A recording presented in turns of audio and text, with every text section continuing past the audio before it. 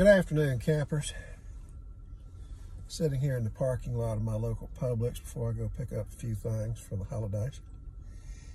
I just left Lowe's and was listening to a local politically oriented radio program discussing politics in Georgia and nationally and everything else. And a couple of things leaped out at me. Number one, the conversation was about the changing demographics of this state and of the nation, and the, quote, lack of a better term, curiosity of what America is going to look like within the next 15 or 20 years in the next generation. And the speculation is that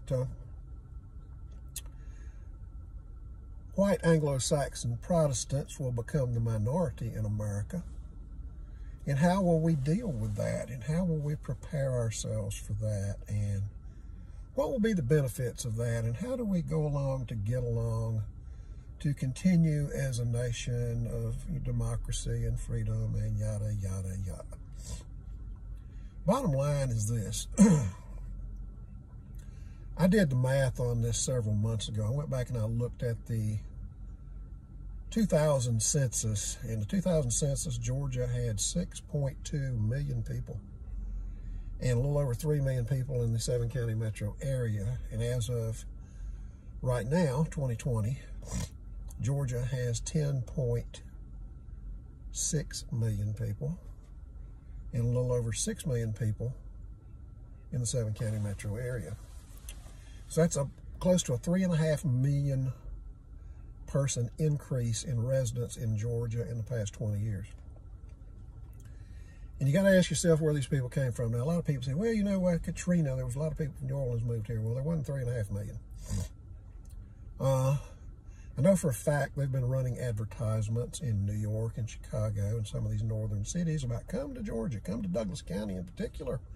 You can get no interest loans, you can get free government subsidized housing and yada, yada, yada. And consequently, Douglas County flipped 4 years ago.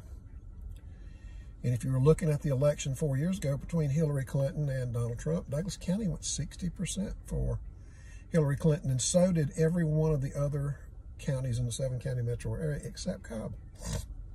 This time, I believe all of them, including Cobb, went for Biden. So that's what happens. That's how it changes. And right now, this coming senatorial election, this runoff election on January 5th, for the 2 Georgia Senate seats, are not only the most important election in this state in my lifetime, it's the most important election nationally in my lifetime. Because the outcome of those 2 Senate races are going to determine the outcome of where we go forward in this country, whether we go to hell on a greased rail or whether we just kind of coast there over a little bit more extended period of time. And you got to understand something, folks. Republicans, their main thing is elect us and we will lower your taxes and give you some free stuff. And the Democrats' spiel is, well, elect us and we will tax the evil rich and give you a whole buttload of free stuff. You know, look at what's going on with the embrace of Bernie Sanders' socialism and AOC's socialism. And understand, Biden is nothing but he's a puppet. He's a figurehead. There's somebody else got their hand up under his skirt working his mouth for him, trust me.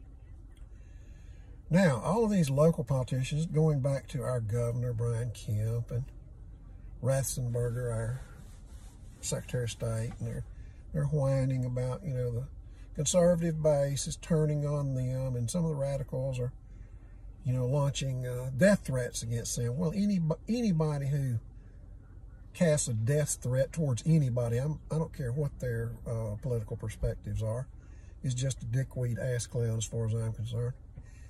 You know, you don't threaten to harm somebody or harm their family or anything else because they did something you don't like. If they're an elected official, there's ways to deal with that. You know, there's things called recall petitions.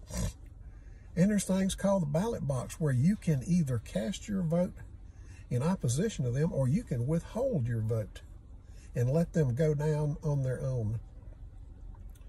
Now, 2 years ago, Brian Kemp beat Stacey Abrams by a margin of 57,000 votes. That's with over 3 million votes counted. So do the math, folks. That's a razor-thin margin. I told people then, and I'll tell them again now, 2 years later.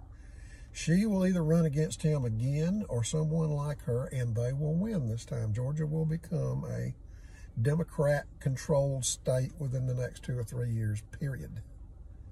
And that's just the way it is.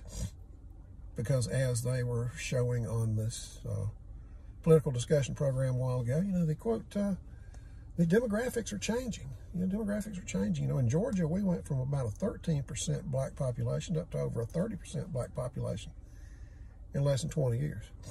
Same thing is happening nationally, except with a far greater increase in the Latino vote, which is going to go up exponentially once Biden comes into office and he signs his executive orders granting all of these supposed dreamers and anybody else who's here illegally, just grant them citizenship and give them voter cards. There you go. So they're going to put on about an additional 20 million voters nationally as soon as he does that. And that doesn't include the fact that if they win the Senate and they gain the upper hand in the Senate, they're going to rush through and make Puerto Rico and Washington, D.C.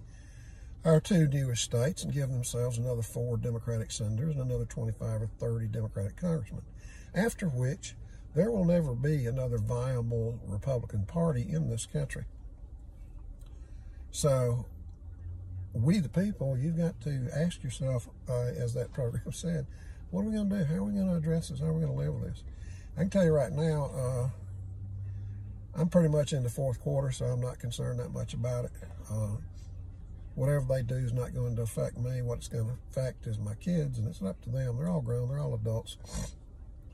They can decide how to deal with it on their own. There's not anything I can do with them or for them to change any of this.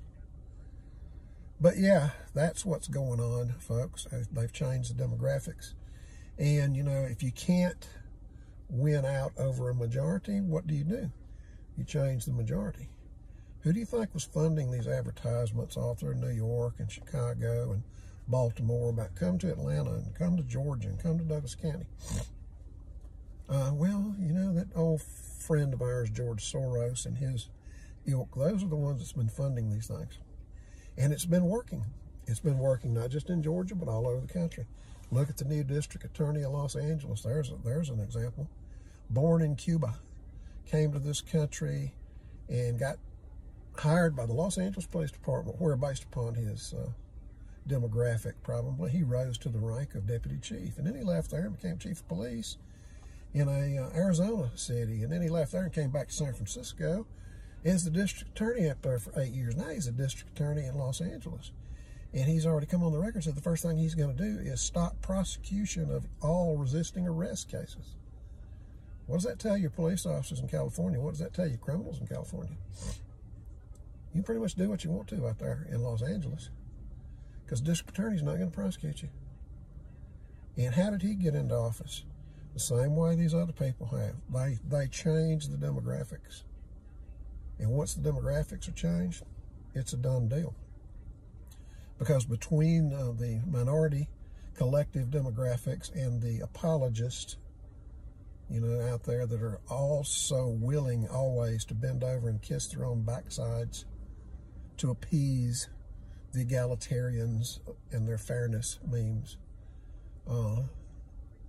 It reminds me of when William Wallace in the movie rode out there and told King Longshanks' generals that the first thing they should do was lay down their arms, and then they should retreat through all of the Scottish cities that they had raped and pillaged through the decades, and they should bend over and kiss their own backsides and ask for forgiveness from the Scottish people. Well, that ain't going to happen then, and ain't going to happen with us now.